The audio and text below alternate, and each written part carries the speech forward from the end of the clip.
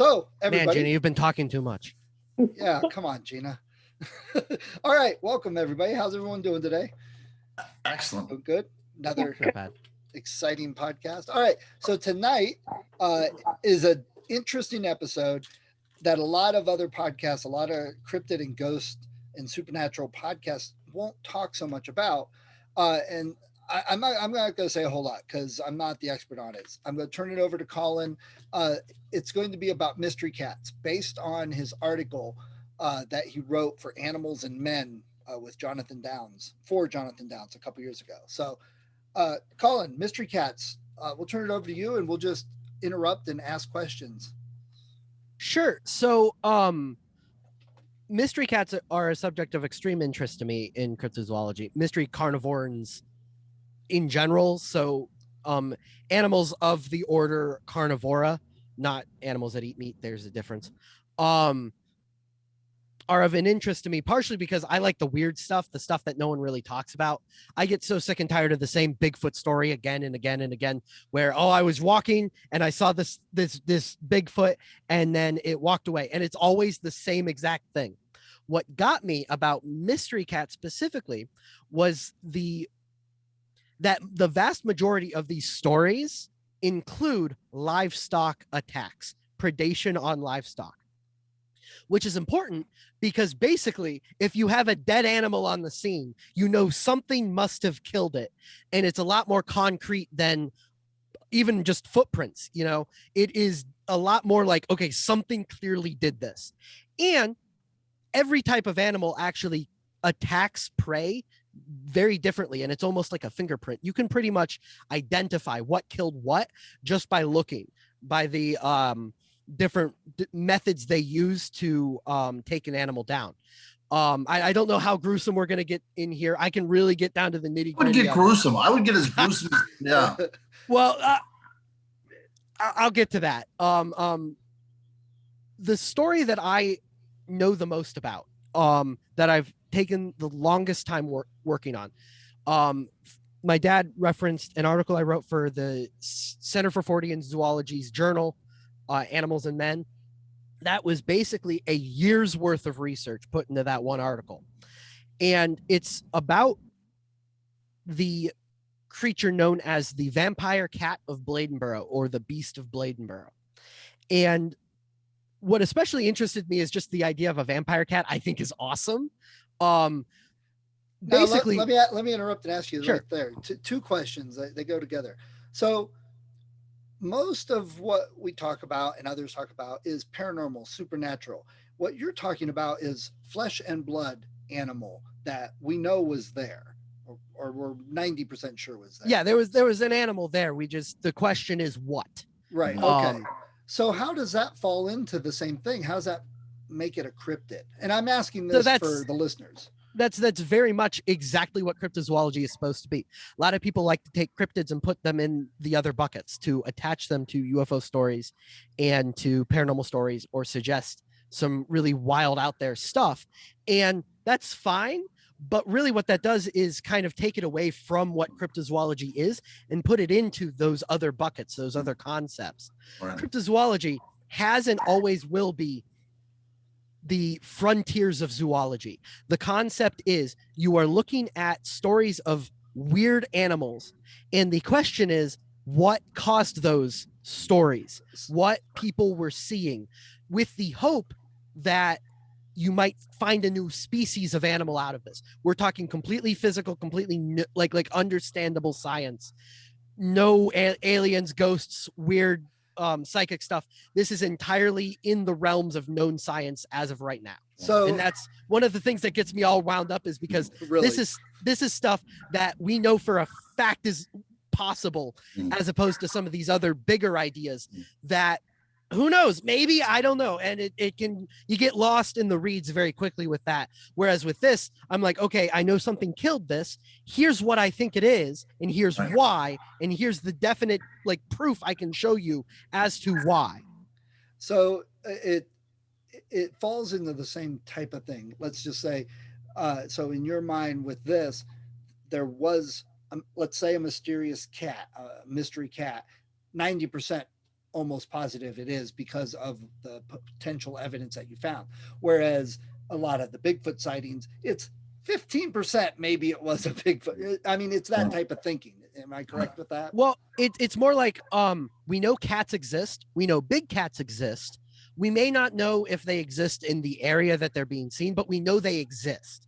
With Bigfoot, the closest we have to Bigfoot is like gorillas and humans, and that's like a couple steps away still. So there's a big difference in that. A lot of the times, what I tend to conclude with mystery cats is that they are either known animals in the area being misidentified, which is also what I think most Bigfoot sightings are, or they are misplaced known species such as cougars where they're not supposed to be, jaguars were not supposed to be, that type of stuff. Most of the time that's because of zoo escapes or private collection escapes. A lot of the private collection escapes may never be reported because they may not have had them legally anyway, or may not have ever been reported because they didn't have a license and didn't need to and didn't care, or they let them go because they got out of hand. Like in Britain, it's a lot of people are fairly confident there's a breeding population of cougars over there because of the amount of sightings and a mass release of cougars in the English countryside in the 40s. A circus was going down. They had a whole bunch of them, enough to establish a rough breeding population. So they just let them go when they were done. And it could be that a lot of the sightings in England, we are still just seeing the offspring from these animals let go 70, 80 years ago. Yeah. So why do you think they called it the vampire cat? All right. So let me break down the basics of what this story is because it's wild.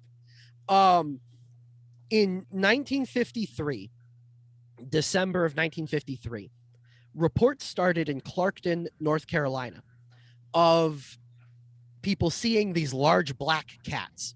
People at the same time were reporting hearing weird sounds, a lot like baby cries, and just hearing large things in the bush. A little bit after New Year's Eve of those 2 years, 53 and 54, people in Bladenboro, North Carolina, which is just about 20 minutes outside away from Clarkton, started reporting animals turning up dead.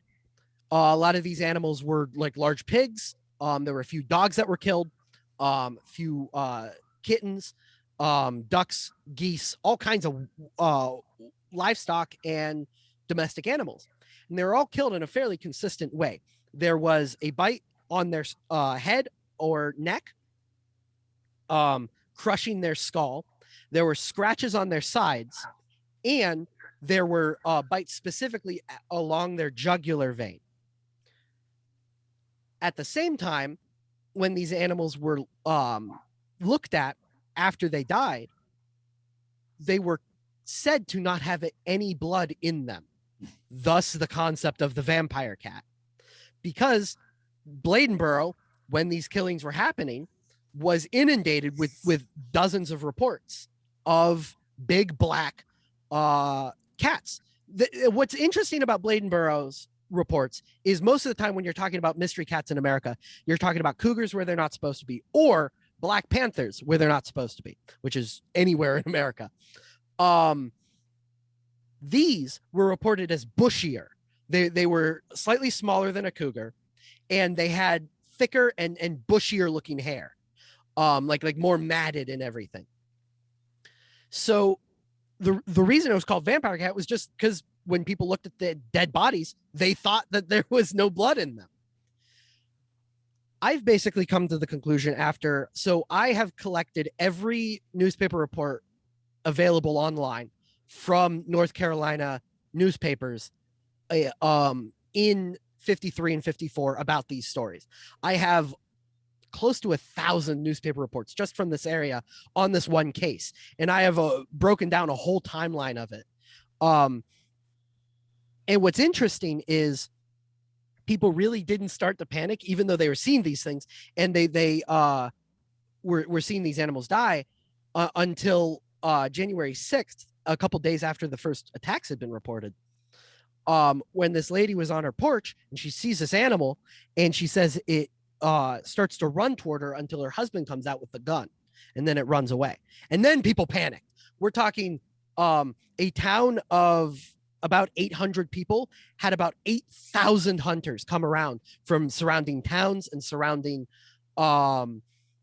states to hunt for this thing. They scoured the swamps and looked for it, and they didn't find anything. What they did find was an escaped ocelot and several bobcats, which are rare in that area, but they aren't like impossible to be there. So I'm fairly sure that this is a great example of, like we were talking about before the show, of mass hysteria. Animals were killed by probably these bobcats. I wouldn't rule out maybe a cougar being in the area as well, because while cougars are not native to this side of America anymore, they are known, the ones in the West, to wander all the way. There's been some that have been tracked to Connecticut, to Maine. Like, we're talking extreme distances and hunt for essentially a mate and food. And so it's not impossible that a cougar was in the area as well. But I think the bushier reports lead it to probably be a bobcat. Yeah. And these attacks are very, very consistent with how large animals attack. Large cats, sorry. What they'll do is sneak up from the animal from behind, jump onto its hindquarters, bite on its neck or its head, crushing the skull or breaking the neck. And while they're doing that with their hind legs, they'll slash the sides deep until the animal goes down. And we would account that for the marks. Exactly. And we were seeing that it almost blow for blow with these animals that were killed. So the reason I think that they were reported to not have any blood in them is not because they didn't actually have any blood in them. The fastest I could find that I could estimate that one of these animals was found was about 4 hours after it was killed, which is plenty of time for the process of lividity to take over. Now, for those of you unfamiliar, lividity is basically what happens when you die. Your body starts to cool and your blood starts to thicken, because that's what happens. That's what happens when it cools. It starts to coagulate. It'll go down to the lowest point in the body, the center of gravity, and pool there and basically become this gelatinous mass. And the thing is, you can't tell if an animal has been drained of blood or has lividitized. I don't know if that's the right term or not, but I'm going to go with it. Unless you know specifically how to look for that. Like, you could be picking up the animal, moving it all around, stabbing into it right where the blood is, and nothing will come out. So you would be completely reasonable to think, oh, well, it's drained of blood. There's vampire marks on the neck. That makes sense to me. And I find this just really interesting. The idea of a vampire cat got me all excited, and it led me down this really interesting rabbit hole. And one more thing to note is North Carolina has an extremely long history of Black Panthers being reported in the area, dating back to slave tales of the Santer, that they called it, because it was said to saunter away when you saw it, so they would call it the Santer, dating back to like the 1700s. So it has this long tradition in history of these Black Panther reports and these cat reports. So I think that, combined with these brutal killings and this lady being jumped at by the cat, really kind of meshed into this wonderful myth, this wonderful piece of folklore. And unfortunately, one of the reasons that I try to talk about this as much as I can is a lot of researchers, when they are writing monster encyclopedias or decide to talk about this, they don't take the time to really look at what could cause it. Instead, they just go, oh, it was a vampire cat. It attacked a bunch of things. And they just leave it at that. And I'm like, no, there's an explanation here. We basically know what it is. And getting back to Stephen's first question at the very beginning, this is how the paranormal becomes attached to a very natural occurrence. This is now, because there was no explanation, it has to be paranormal. So probably it was the media at first that labeled it the vampire. So already we have a paranormal title for this animal. And now people are not going out looking for a flesh and blood animal. They think automatically as you said, it's something paranormal, and that's what adds to the mass hysteria and people seeing things that aren't actually there. Absolutely. And it drives me up the wall a little bit because I'm like, no, we know what this is. And it could be more interesting because maybe there were cougars in the area, you know? Right. Like I'm like, no, there's this interesting piece that is cryptozoology that no one's looking at because they're too focused on the pop stuff, the surface level excitement.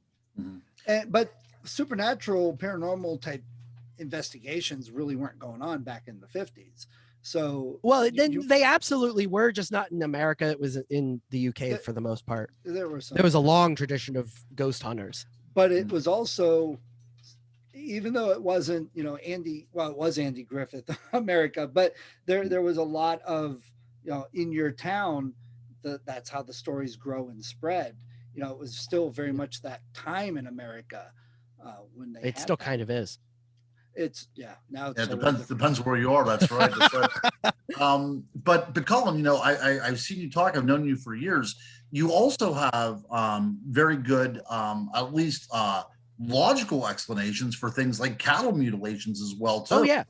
So well, I'd love to hear more about that as well. So once I got bitten by the vampire cat and got interested in this stuff, I started looking at some of my books, and I'm like, okay, well, how many of these stories have been reported where cryptids attack animals? I was just interested in any cryptid attacking any animal. I just wanted to know, because this is an interesting piece of evidence that often gets overlooked. And so I started diving in, and I built this really cool trifold map, mapping out every instance I had, and I had about 500 cases. And it wasn't like it was one report and I would put it up there. Like one report had the same number of like notes on the map as like a string of 50, just because I'm looking at more where they're located and where they're reported.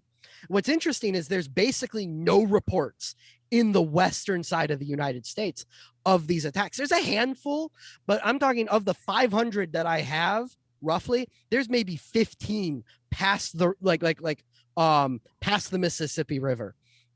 And I think that comes down to a couple reasons. Firstly, I think that cattle mutilations took a lot of that interest. So when people found an animal that was dead, livestock, 90 times out of 10, it was a cow that was killed, they automatically would go to UFOs instead of maybe a weird cat. It also helps that in that area, cougars are a lot more known and understood. And if you're a cattle rancher, or if you have livestock in those areas, you're going to know that cougars are something you have to deal with. So if an animal turns up dead with weird marks on it, you're just going to go, it's a cougar. When it comes to explanations about cattle mutilations, I think that a lot of them have the same explanations, where it's a large cat attacking it. But cattle ranchers don't always go out to every part of their field every day. We're talking miles of area that they let these cows graze. So an animal could be dead for like a few days, a week before they find it. And there's plenty of time for ants and other insects to get in and actually bore holes in exactly where we see these surgical holes being claimed in the animal that are being claimed to be surgical holes from the aliens. You're talking the eyeballs, the anus, these soft places for these small little insects to go into. And we know they do, because they basically go in and use the veins as like a way of entering and eating this animal from the inside out. And ants and small insects like that, it's very difficult to tell the difference between a hole bored in a decomposing animal made from an ant or surgical tools after a couple days after it's made. But that was the catch thing at the time, wasn't it? That was the thing.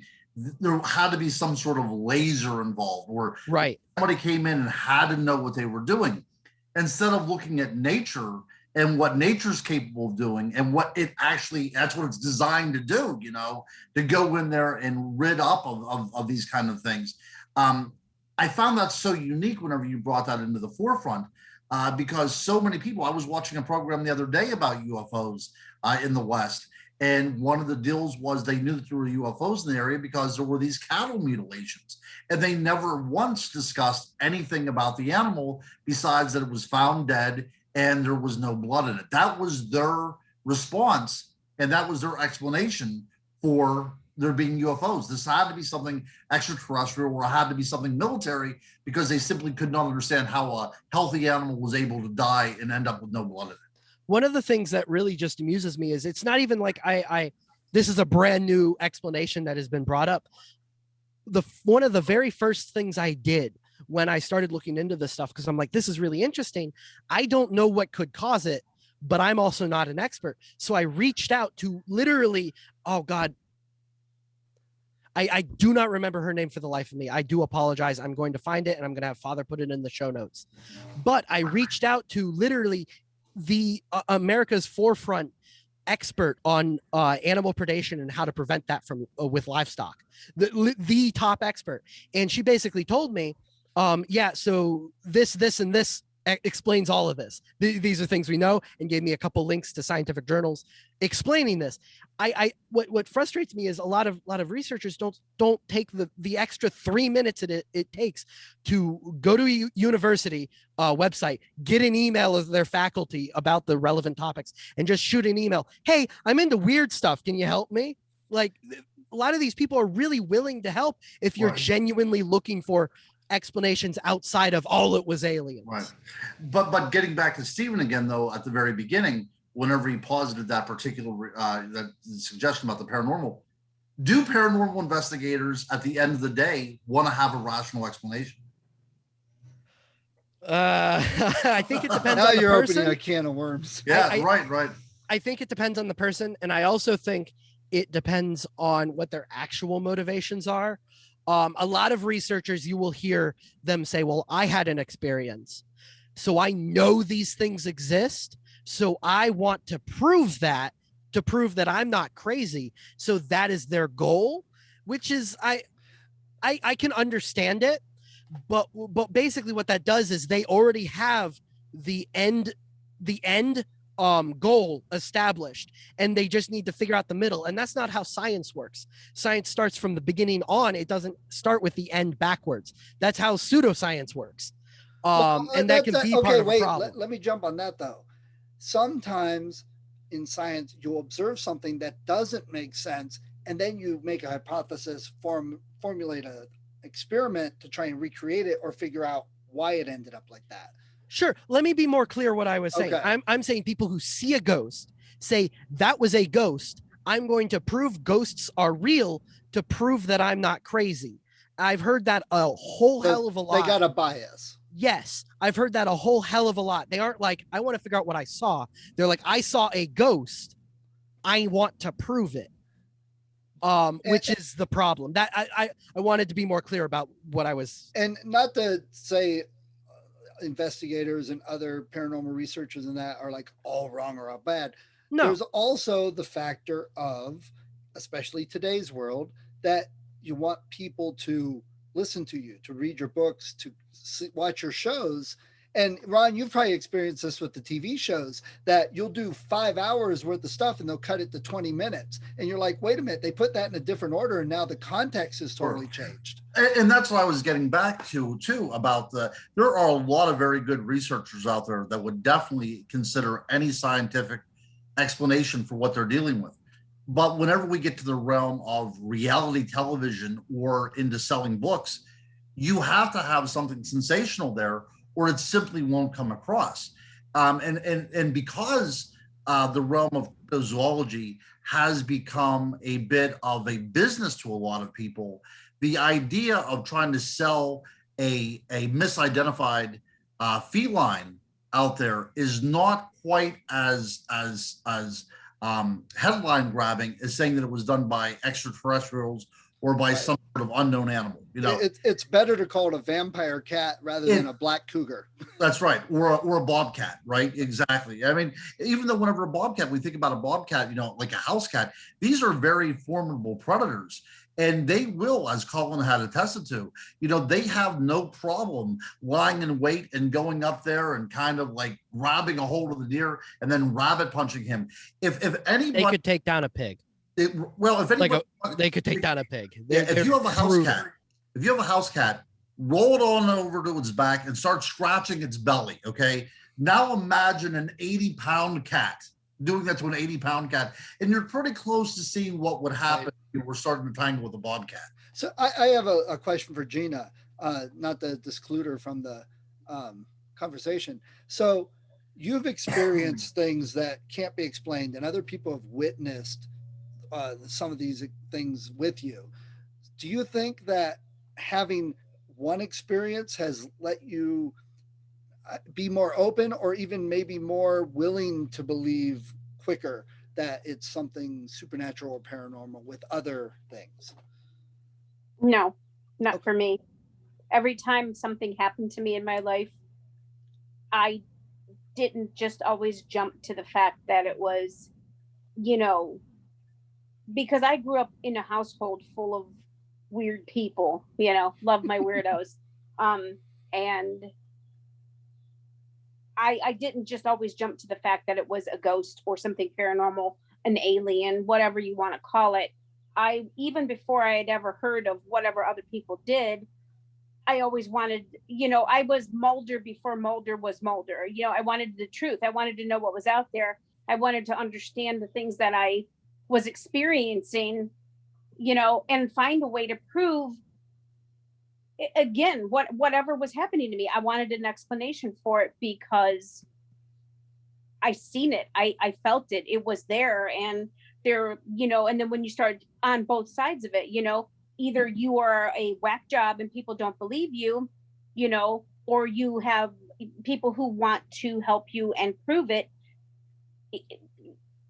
It's such a fine line for me to walk as far as I'm concerned, because I want to know what it is. I don't necessarily think the things that have happened to me are all paranormal. I think a lot of it was everything from electrical, plumbing, a lot of it maybe, heightened emotion. I don't know, but there were definitely there are things in my life that I can't explain still to this day. And I would love to have an explanation for it. So Colin, what do you think this ended up? Did they resolve this cat? Did they find it? Oh no. Basically, what happened was, like pretty much every other cryptid that you'll look at, wave of sightings happened, and then they ended after a few weeks, and nothing came of it since. Jasper County, North Carolina, about an hour-ish away from Bladenboro, had in December 1954 had a few pig killings, and they said, "Oh." And You cut out. Wait, you cut out. Colin, you cut out.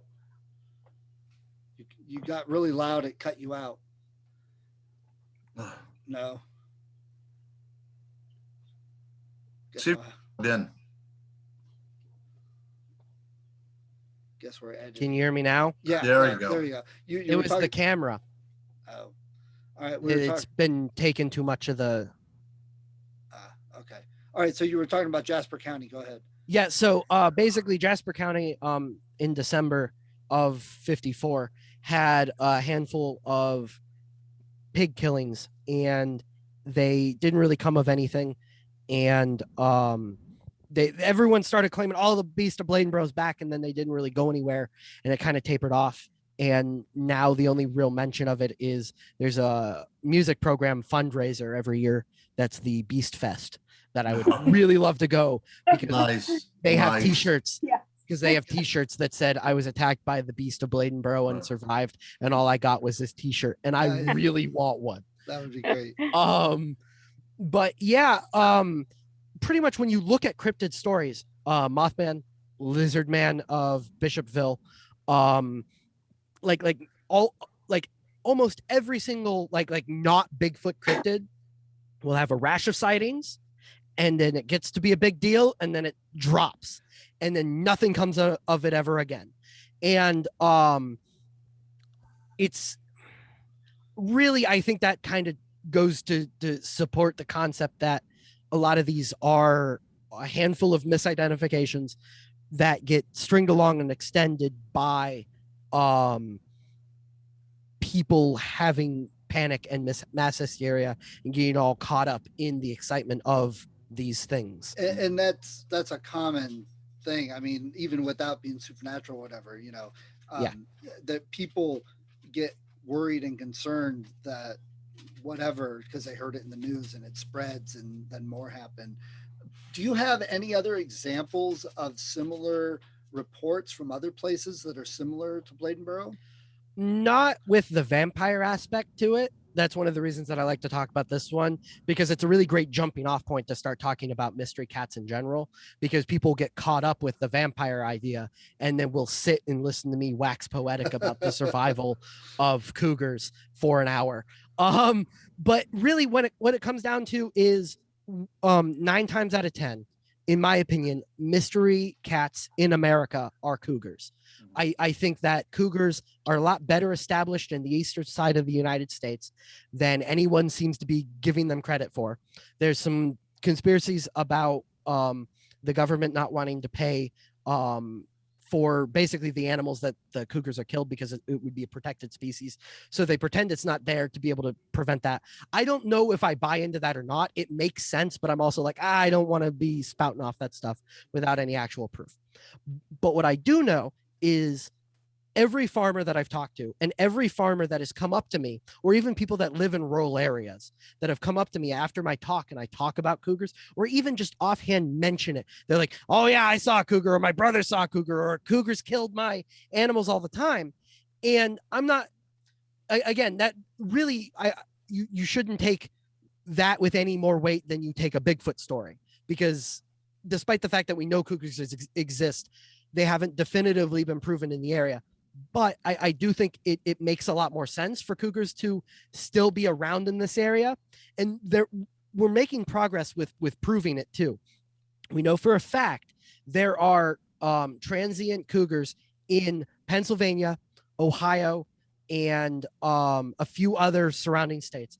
And the Fish and Wildlife organization of the Kentucky government, and the Upper Peninsula of Michigan and Wisconsin have all recognized breeding populations of Western cougars in those states, despite the fact that they had not previously been thought to be there. So we know for a fact they're making their way over here. And I think that it's really important to talk about, because these are animals that in these areas are kind of important as predator, fill an important niche as large predators in areas that we do not have a lot of predators, and we have deer running rampant. This is an ecological problem, and I think the coming over of cougars is a very good thing. And I think that the more people start to feel comfortable with cougars in their area, the better, because they're important to the environment, and a lot of people get scared about it.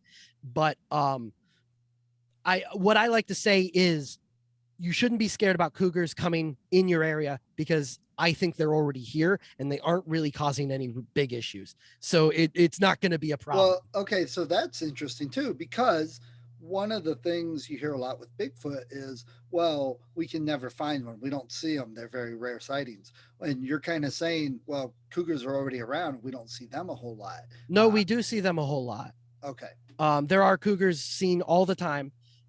West Branch, just by where we live, the state park, there was a cougar being reported a few months back in that area, and they were actually shutting down parts of the park to not have attacks or any problems. We see cougars all the time. It's just they haven't been officially recognized with breeding populations. That's what I'm saying. Every time I do a talk on big cats, I invariably ask a question if anybody's seen them. And at least 30% of the audience always puts up their hand. And then a lot of these things could be misidentifications as well, but I'm sure that a lot of these people, even if one of the reports is actually authentic, that says something. And I spoke to a gentleman just last year that claimed he saw a mountain lion here in Western Pennsylvania, and it had a tracking collar around its neck. There's some sort of, believability to that. As Colin said, if these animals are automatically proven to be here, what happens then is you're going to have because you have to understand these animals were indigenous to this area, and it was humans that wiped them out because of fear and, you know, everything else. So whenever you have a reintroduction of a predatory species, you're going to have this outcry from these sportsmen who say that they're going to be killing the deer, or they're going to be, you know, then you'll have homeowners that don't want to admit that they're out there, or you don't want to admit to them because somebody's going to take the dog, and then the kids don't want to play in the woods, and all these other things. It becomes a trickle down thing. But when we're dealing with something that has been so hated, and we're talking about cougars and mountain lions have been in Pennsylvania up into the 1920s. So we're talking about, you know, less than 100 years that they were roaming this area. To think that there was a remnant population still in existence, absolutely, I agree. And if not a remnant population, as Colin said, the idea that the species just simply reintroduces itself to fill that particular niche, completely understandable and comprehensible. Go ahead. Yeah, the other thing that you said as well too is, or your dad asked about other cases. I think the Chupacabra can also be brought under this kind of canopy as well too. Would you agree with that? It's definitely reports of animal attacks that have been attached to a mystery creature. In my opinion, the Chupacabra has basically been laid to rest. There's a wonderful book by Benjamin Radford called Tracking the Chupacabra. I think it is the best piece of investigation into the subject that has ever been written.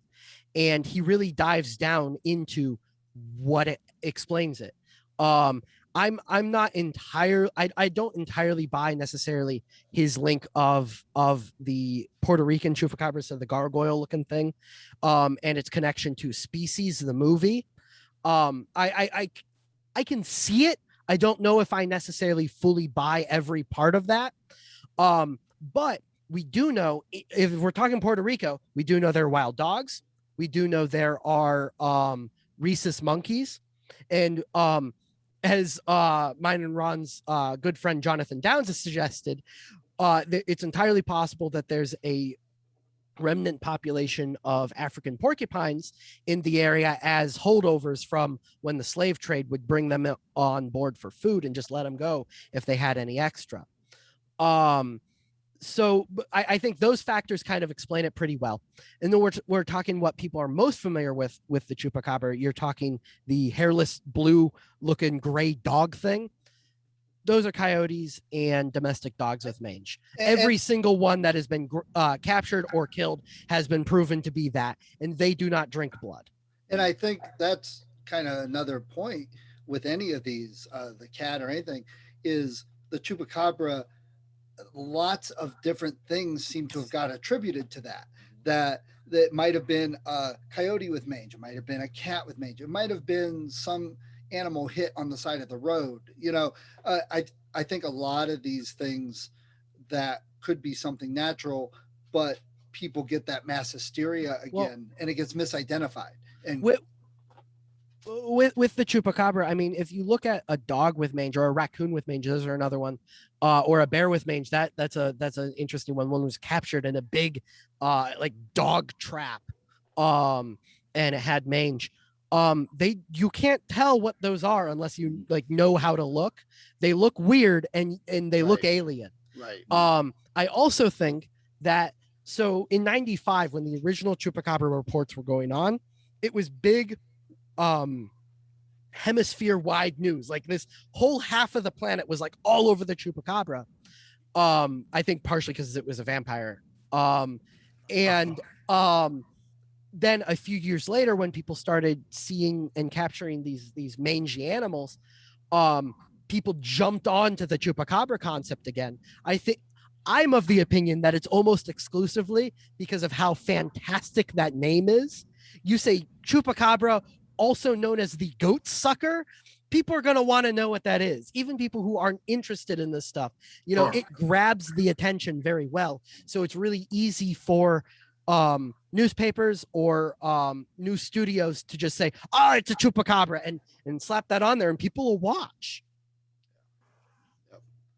All right. Well, Colin, you got anything else on Bladenboro you wanted to bring up? Not about Mystery cat. Bladenboro, but I also want to say not all of these mystery cats are just cougars. It's just America. And that's where I have the easiest access to the newspaper reports like I like to dive into. But when we're talking in other countries, then we can get a bit weirder. So there are reports of blue tigers in China, about a dozen at least. That sounds like a cereal. Literally, they're just tigers, regular tigers, but instead of the orange, they're blue. They still have the black stripes and everything. But more than one. Yeah, more than one report.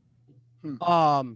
There are also reports of completely white tigers. Now, when you have an albino tiger, there are still parts of it that have so an albino tiger will still have slightly darker areas where the stripes should be. It's still like white, but it's like an off-white or an eggshell, and you can tell. We're talking with these reports completely white tigers. They're also with that one supposedly a pelt that was taken from one of them that were killed. That pelt has since been lost and has not been tested. There are also so there was the king cheetah, which was a slightly larger cheetah with more ruffled hair, and it had thicker, blacker spots and a line of black basically along its back that kind of dribbled down. And for years, people had pictures, had pelts, knew that this thing existed, but no one really had one to tell if it was a new species or if it was just a phenotypical variant of the known cheetah.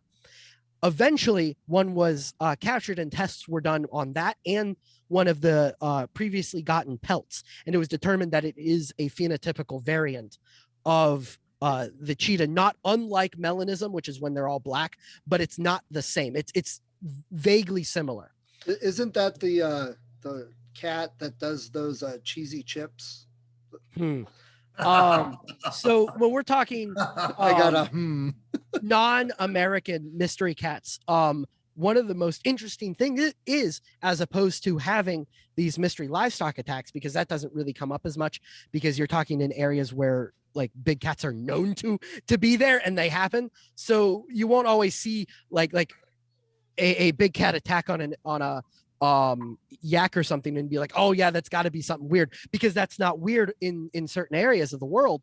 Instead, you have to look at mystery pelts, unusual pelts that have been captured or taken by people. And I think this stuff is really interesting. I get really excited about it. We can tell. Because a lot of this stuff is things that we have right in front of us. It's not just people telling us what they experienced. Actual science can be done right with the thing we have, and I think this stuff is really cool. I also think that carnivores in general are really interesting. Ron, it's an interesting show. I thought that this was a great time. Yeah, Colin is the man whenever it comes to this stuff. And I'd also like to point out, I really I am definitely not the foremost authority on mystery cats in general. I would say that was definitely Carl Schuker, Dr. Carl Schuker. If you're interested in this stuff, check out his book, Mystery Cats of the World. He just re-released it. It's extended by like 100 pages. It's got tons of stuff, new pictures and everything from Anomalist Books. I got a copy of it right here next to me. And his stuff is really great. I would say, to my knowledge, no one has done as deep of a dive into Bladenboro than myself. And to my knowledge, no one has done a deeper dive into just mystery predation in America specifically than myself. And if anyone knows of any better resources, hit me up and I'd love to find out more. This is active research I'm doing. This is stuff that I'm actively involved in keeping up with. That would be a good goal, is to maybe find somebody who has some mysterious cat sightings that we could go investigate. So other than a ghost or a Bigfoot, that would be different. That'd be if any of our listeners out there have anything that's going on, that would be a great thing to get involved with. Yeah. And speaking of, before we go, just entice everybody, coming up, we've got some really cool shows coming up. We've got an experiencer that has various sightings Colin and I have talked to for years. And he's going to be a very interesting one to talk to. We've got Gretchen's Lock. We're going to do an investigation in a couple episodes there. We've got Stan Gordon coming on. We might even be going, this was kind of out of the blue, but might be going to New Jersey and checking on the Jersey Devil with Ron. So there's a lot of good shows coming up. And I still want to do a show on debunking videos and cameras. Oh, I cannot wait. Actually, even though that I'm here recording it, I will still tune in to watch that show because I'm so into those things. Yeah. So, all right. Anybody got anything else before we get going? Colin, that was a really great subject. It was a great show. Yeah.